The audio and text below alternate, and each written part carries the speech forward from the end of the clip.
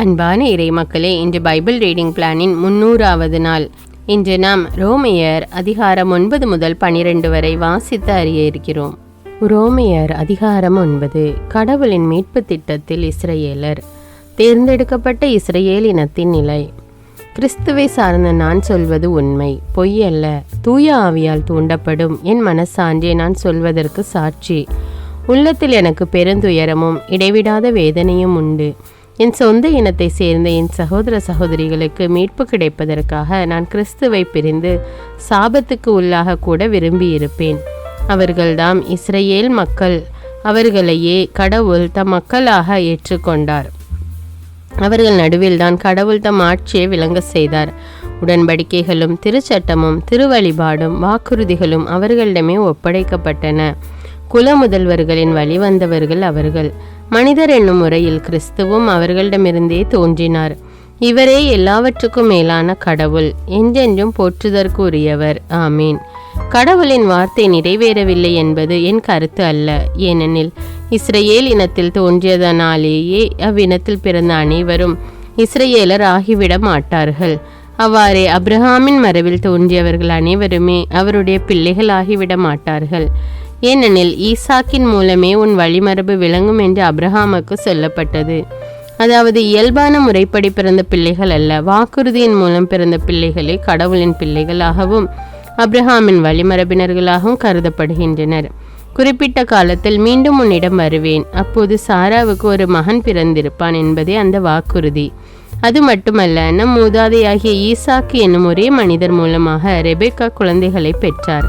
குழந்தைகள் பிறக்கும் முன்பே அவர்கள் நன்மையோ தீமையோ செய்யும் முன்பே மூத்தவன் இளையவனுக்கு பணிந்திருப்பான் என்று அவருக்கு சொல்லப்பட்டது.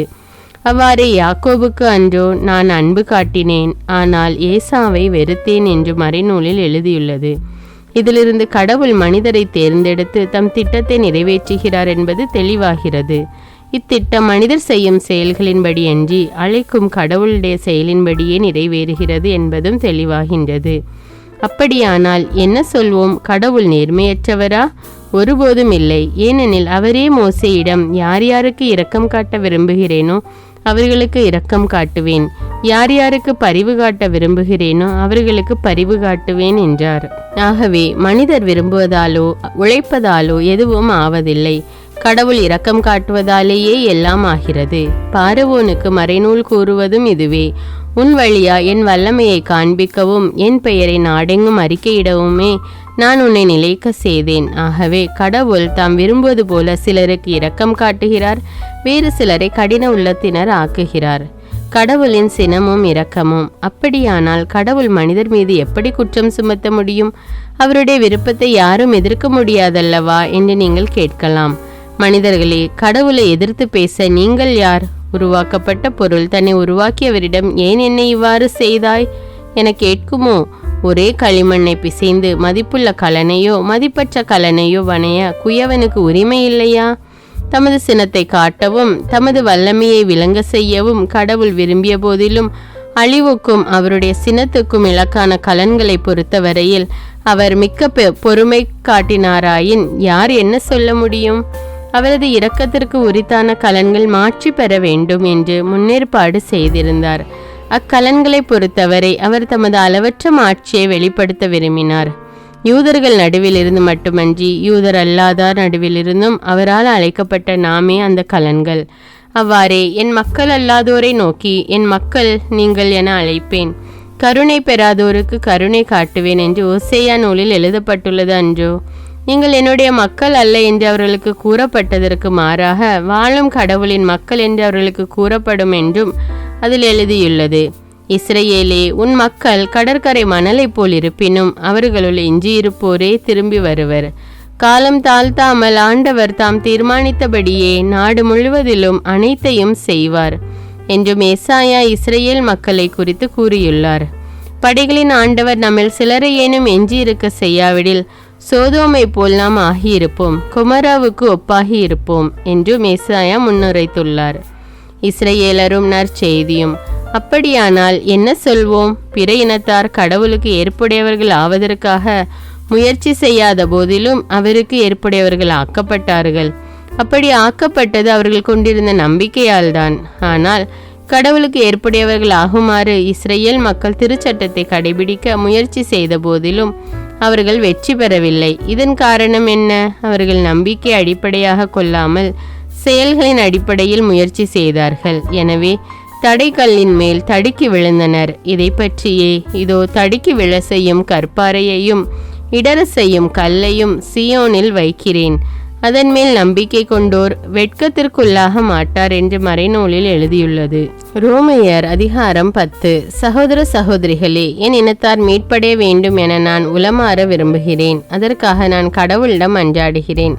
கடவுள் மேல் அவர்களுக்கு பற்று உண்டு என்பதற்கு நானே சாட்சி. ஆனால் அப்பற்று உண்மையான அறிவை அடிப்படையாக கொண்டதல்ல.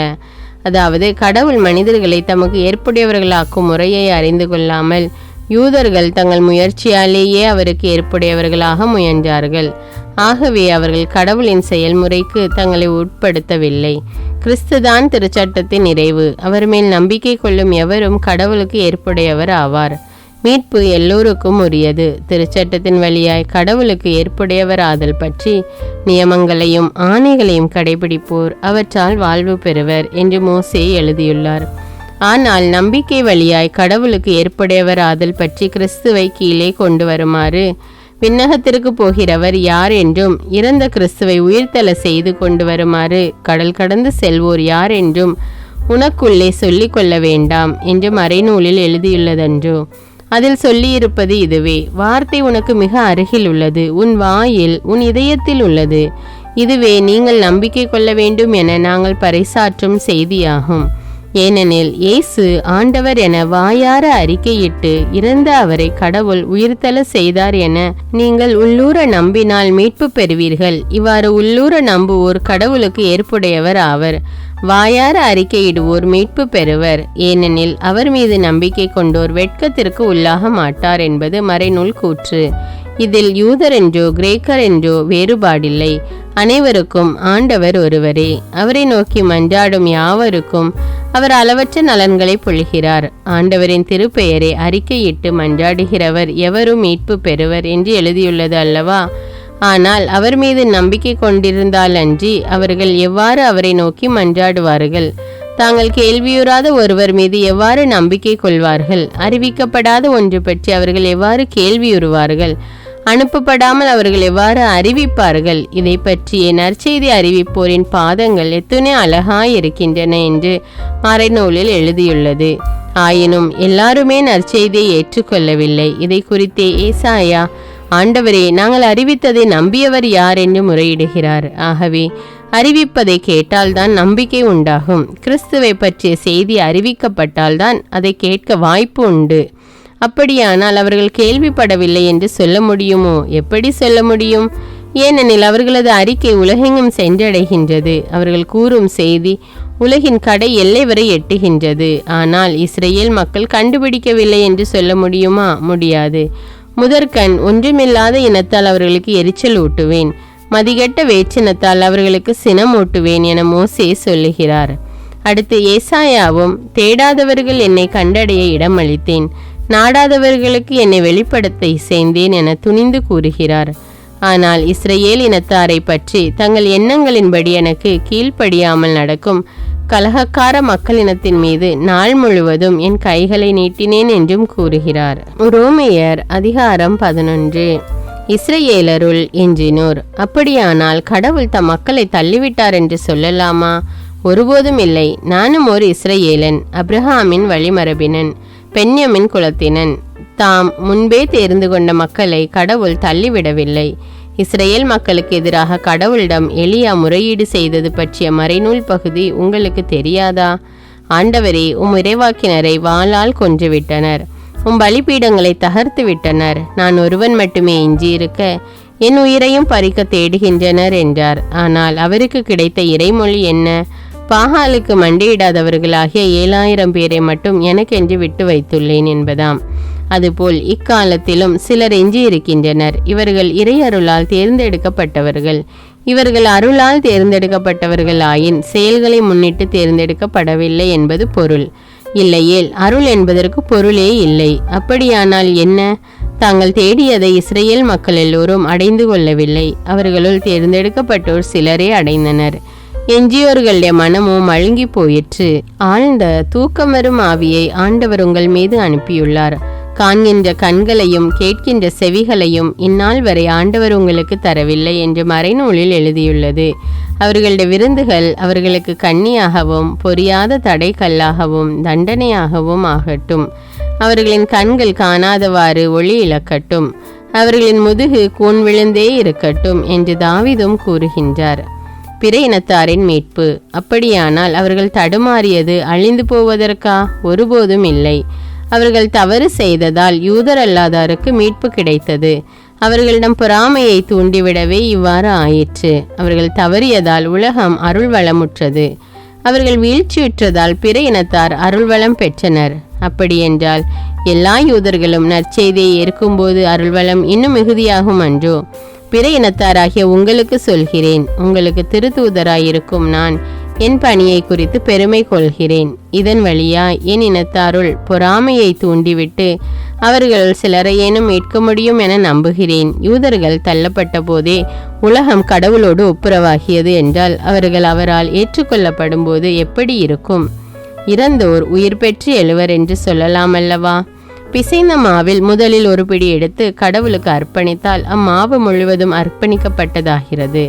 அவ்வாறே மரத்தின் வேர் அர்ப்பணிக்கப்பட்டால் அதன் கிளைகளும் அர்ப்பணிக்கப்பட்டவையாகும். நல்ல ஒலிவ மரம் ஒன்றின் கிளைகள் சில தரிக்கப்பட்டு அந்த ஒலிவ மரத்தில் காட்டொலிவ மரக்கிளை ஒன்று ஒட்டப்பட்டால் அது மரத்தின் செழுமையான வேரிலிருந்து ஊட்டம் பெறுகிறது. அந்த கிளை தரிக்கப்பட்ட கிளைகளை விட தன்னை பெருமையாக கருதலாமா? அந்த காட்டொலிவ மரக்கிளை நீங்களே. அப்படியே நீங்கள் உங்களை பெருமையாக கருதினாலும் நீங்கள் வேரை தாங்கவில்லை, வேர்தான் உங்களை தாங்குகிறது என்பதை மறவாதீர்கள். நாங்கள் ஒட்டப்படுவதற்கே கிளைகள் தரிக்கப்பட்டன என நீங்கள் சொல்லலாம். சரிதான், அவர்கள் கடவுள் மேல் நம்பிக்கை கொள்ளாததால் தரிக்கப்பட்டார்கள். நீங்களோ நம்பிக்கையின் காரணமாய் நிலைத்து நிற்கிறீர்கள். ஆகையால் உங்களுக்கு இருக்க வேண்டியது உயர்வு மனப்பான்மை அல்ல, அச்ச உணர்வே. ஏனெனில் இயற்கையாய் வளர்ந்த கிளைகளையே கடவுள் வெட்டாமல் விடவில்லை என்றால் ஒட்டப்பட்ட கிளையாகி உங்களை தண்டிக்காமல் விடுவாரா? இதில் கடவுளின் பரிவையும் கண்டிப்பையும் எண்ணி பாருங்கள். தவறி விழுந்தவர்களின் மேல் கண்டிப்பும் உங்கள் மேல் பரிவும் அவர் காட்டுகிறார். நீங்கள் அவருடைய பரிவை பெறுபவர்களாக வாழாவிட்டால் நீங்களும் தரிக்கப்படுவீர்கள். யூதர்களை பொறுத்தமட்டில் அவர்கள் கடவுளிடம் நம்பிக்கை கொண்டிராத நிலையில் இருந்து மாறினால் அவர்களும் ஒட்டப்படுவார்கள். அவர்களை திரும்பவும் ஒட்டுவதற்கு கடவுள் வல்லவர். ஏனெனில் காட்டொலிவ மரத்தில் இயற்கையாய் வளர்ந்த நீங்கள் வெட்டப்பட்டு இயற்கைக்கு மாறாக நல்ல ஒலிவ மரத்தில் ஒட்டு போடப்பட்டீர்களானால் இயற்கை கிளைகளான அவர்களை தாய் மரத்தில் ஒட்டு போடுவது எத்துணை எளிது. இஸ்ரேலர் இழந்த நிலையை மீண்டும் அடைதல். சகோதர சகோதரிகளே, நீங்கள் அறிவாளிகள் என கருதாதவாறு மறைப்பொருள் ஒன்றை உங்களுக்கு வெளிப்படுத்த விரும்புகிறேன். அதாவது பிற இனத்தார் முழுமையாக இறைவனிடம் வந்து சேரும் வரையில் தான் இஸ்ரேல் ஒரு பகுதியினர் மழுங்கிய உள்ளம் கொண்டிருப்பர். பின்னர் இஸ்ரேல் இனம் முழுவதும் மீட்கப்படும். சியோனிலிருந்து அவர் மீட்பராக வருவார். யாக்கோபில் தீயது அனைத்தையும் போக்கிடுவார். நான் அவர்களுடைய பாவங்களை அகற்றி விடுவேன். அவர்களுடன் நான் செய்து கொள்ளும் உடன்படிக்கை இதுவே என்று மறைநூலில் எழுதியுள்ளது அல்லவா? நற்செய்தியை ஏற்றுக்கொள்ளாததால் அவர்கள் கடவுளுக்கு பகைவர்கள் ஆயினர். அதுவும் உங்களுக்கு நன்மையாய் அமைந்தது.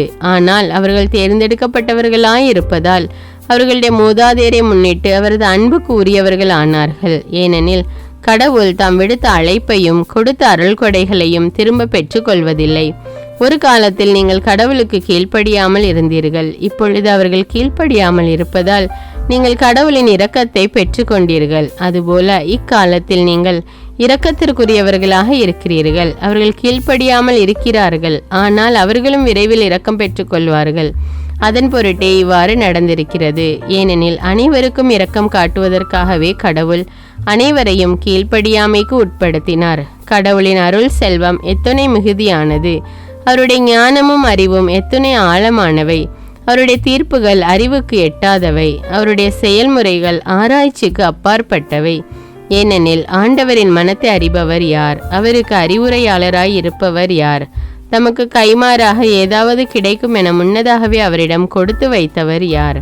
அனைத்தும் அவரிடமிருந்தே வந்தன, அவராலேயே உண்டாயின, அவருக்காகவே இருக்கின்றன.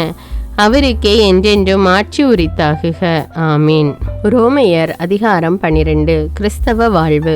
சகோதர சகோதரிகளே, கடவுளுடைய இரக்கத்தை முன்னிட்டு உங்களை வேண்டுகிறேன். கடவுளுக்கு உகந்த தூய உயிருள்ள பலியாக உங்களை படையுங்கள். இதுவே நீங்கள் செய்யும் உள்ளார்ந்த வழிபாடு. இந்த உலகத்தின் போக்கின்படி ஒழுகாதீர்கள், மாறாக உங்கள் உள்ளம் புதுப்பிக்க பெற்று மாற்றம் அடைவதாக. அப்போது கடவுளின் திருவுளம் எது என தேர்ந்து தெளிவீர்கள். எது நல்லது, எது உகந்தது, எது நிறைவானது என்பதும் உங்களுக்கு தெளிவாக தெரியும். இறையருள் பெற்றவன் என்னும் முறையில் உங்களுள் ஒவ்வொருவருக்கும் நான் கூறுவது, உங்களுள் எவரும் தம்மை குறித்து மட்டுமீறி மதிப்பு கொள்ளலாகாது. அவரவருக்கு கடவுள் வரையறுத்து கொடுத்த நம்பிக்கையின் அளவுக்கேற்ப ஒவ்வொருவரும் தம்மை மதித்து கொள்ளட்டும். ஒரே உடலில் நமக்கு உறுப்புகள் பல உள. அந்த உறுப்புகள் எல்லாம் ஒரே செயலை செய்வதில்லை. அதுபோலவே நாம் பலராயிருந்தாலும் கிறிஸ்துவோடு இணைந்திருப்பதால் ஒரே உடலாய் இருக்கிறோம், ஒருவருக்கொருவர் உடன் உறுப்புகளாய் இருக்கிறோம். ஆயினும் நமக்கு அளிக்கப்பட்டுள்ள அருளுக்கேற்ப வெவ்வேறு அருள் கொடைகளை பெற்றுள்ளோம். இறைவாக்குரைக்கும் கொடையை நாம் பெற்றிருந்தால் நாம் கொண்டிருக்கும் நம்பிக்கைக்கு ஏற்றவாறு அதை பயன்படுத்த வேண்டும். தொண்டாற்றும் கொடையை நாம் பெற்றிருந்தால் அதை தொண்டு புரிவதற்கு பயன்படுத்த வேண்டும். கற்றுக் கொடுப்போர் கற்றுக் கொடுப்பதிலும், ஊக்கமூட்டுவோர் ஊக்கம் தருவதிலும், தமக்குள்ளதை வழங்குவோர் தாராளமாய் கொடுப்பதிலும், தலைமை தாங்குவோர் முழு ஆர்வத்தோடு செயல்படுவதிலும், இரக்க செயல்களில் ஈடுபடுவோர் முகமலர்ச்சியோடு அவற்றை செய்வதிலும் தாம் பெற்ற அருள் கொடைகளை பயன்படுத்த வேண்டும். கிறிஸ்தவ வாழ்க்கைக்குரிய ஒழுங்குகள். உங்கள் அன்பு கள்ளமற்றதாய் இருப்பதாக. தீமையை வெறுத்து நன்மையையே பற்றி கேளுங்கள். உடன்பிறப்புகள் போன்று ஒருவருக்கொருவர் உலங்கணிந்த அன்பு காட்டுங்கள். பிறர் உங்களை விட மதிப்புக்கு உரியவர் என எண்ணுங்கள். விடாமுயற்சியோடும் ஆர்வமிக்க உள்ளத்தோடும் ஆண்டவருக்கு பணிபுரியுங்கள். எதிர்நோக்கி இருப்பதில் மகிழ்ச்சி கொள்ளுங்கள். துன்பத்தில் தளரா மனத்துடன் இருங்கள். இறைவேண்டலில் நிலைத்திருங்கள். வறுமையுற்ற இறை மக்களோடு உங்களிடம் உள்ளதை பகிர்ந்து கொள்ளுங்கள். விருந்தோம்பலில் கருத்தாயிருங்கள். உங்களை துன்புறுத்துவோருக்கு ஆசி கூறுங்கள். ஆம், ஆசி கூறுங்கள், சபிக்க வேண்டாம். மகிழ்வாரோடு மகிழுங்கள், அழுவாரோடு அழுங்கள். நீங்கள் ஒரு மனத்தவராயிருங்கள். உயர்வு மனப்பான்மை கொள்ளாமல் தாழ்நிலையில் உள்ளவர்களோடு நன்கு பழகுங்கள். நீங்கள் உங்களையே அறிவாளிகள் என கருதி பெருமிதம் கொள்ள வேண்டாம். தீமைக்கு பதில் தீமை செய்யாதீர்கள். எல்லா மனிதரும் நலமென கருதுபவை பற்றியே எண்ணுங்கள்.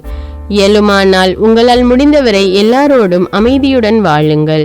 அன்பார்ந்தவர்களே, பழி வாங்காதீர்கள். அதை கடவுளின் சினத்திற்கு விட்டுவிடுங்கள். ஏனெனில் மறைநூலில் எழுதியுள்ளவாறு, பழி வாங்குவதும் கைமாறு அளிப்பதும் எனக்கு உரியன என்கிறார் ஆண்டவர். நீயோ உன் எதிரி பசியாயிருந்தால் அவனுக்கு உணவு கொடு, அவன் தாகத்தோடு இருந்தால் அவன் குடிக்க கொடு. இவ்வாறு செய்வதால் அவன் தலைமேல் எரிதழலை குவிப்பாய். தீமை உங்களை வெல்ல விடாதீர்கள், நன்மையால் தீமையை வெல்லுங்கள்.